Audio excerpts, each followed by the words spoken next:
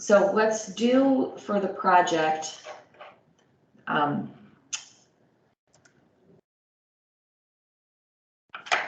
this week? So this week you're going to pull everything together and you're going to use your submission from Part A.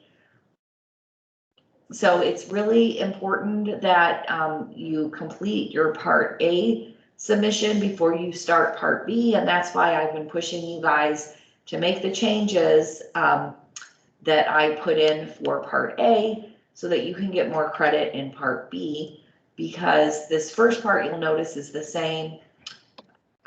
So first, it requires that you define what your sampling is.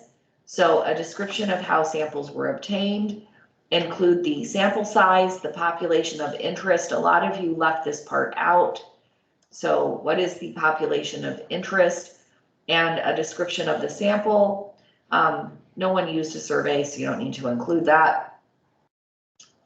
And then include the actual data. You do not need to pull the data into your Word document. It's fine if you just include this in the Excel file, but all of the rest of this should be in your Word document. Okay, it should include your descriptive statistics.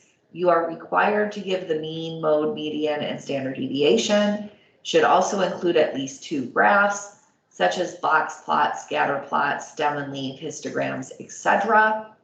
The graphs are a way to summarize your, or can be a way to summarize your descriptive statistics, but usually the graphs just give us more information about the data itself, so all of it is usually included in the graph. And then, so all of this is from Part A, and also your references in APA format, that was all part of Part A. So these are the 2 pieces that you're adding on, is your hypothesis testing and your conclusion. So for the hypothesis testing, you should have already stated a hypothesis test in Part A. It's really important that you state the hypothesis test before you know the mean.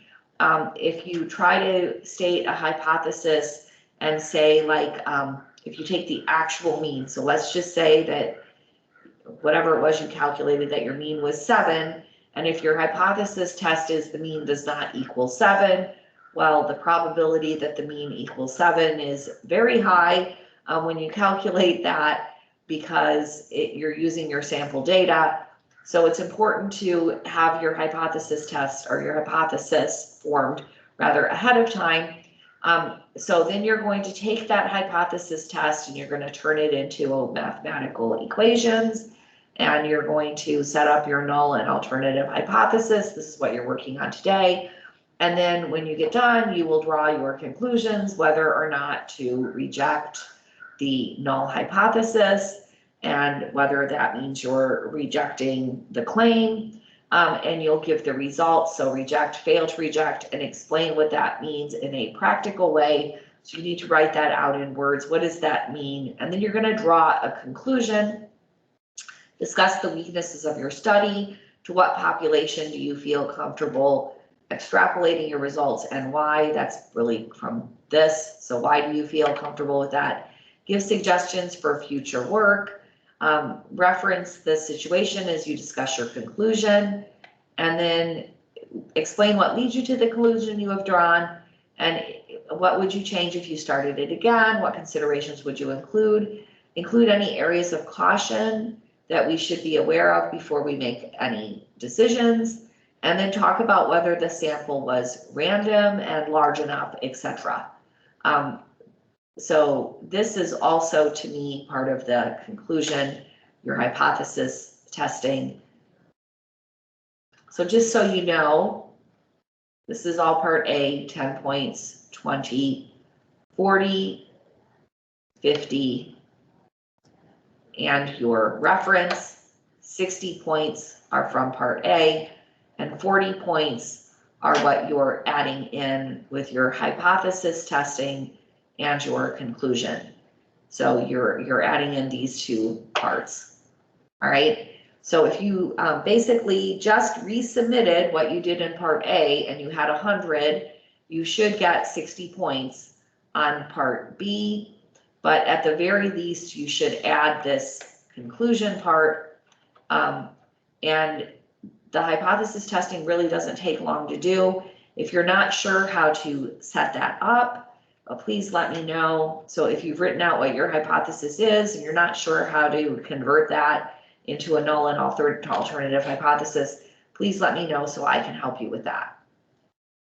So any questions about that, guys, about the project?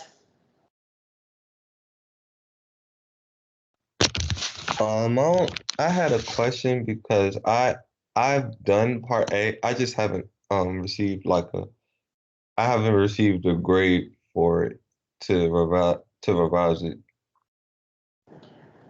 Okay, I thought I finished grading all of them, so I apologize. I will work on that this morning to make sure that's done. Okay. Thank you. If I resubmit it, are you gonna regrade it or it is? Okay, cool.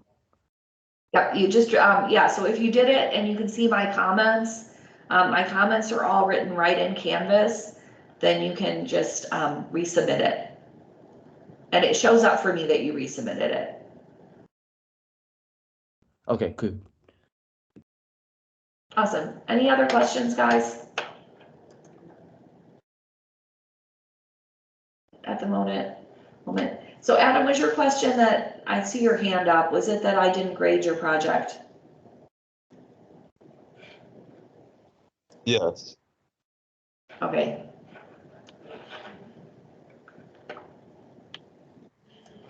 I'm sorry about that.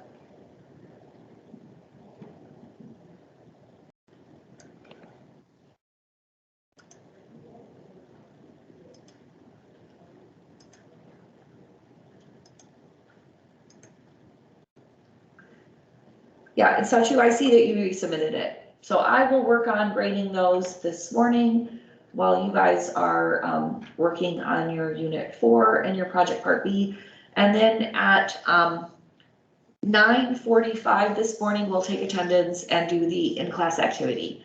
And I planned something kind of fun. I hope you guys think it's fun for our in-class activity rather than what's listed in the syllabus.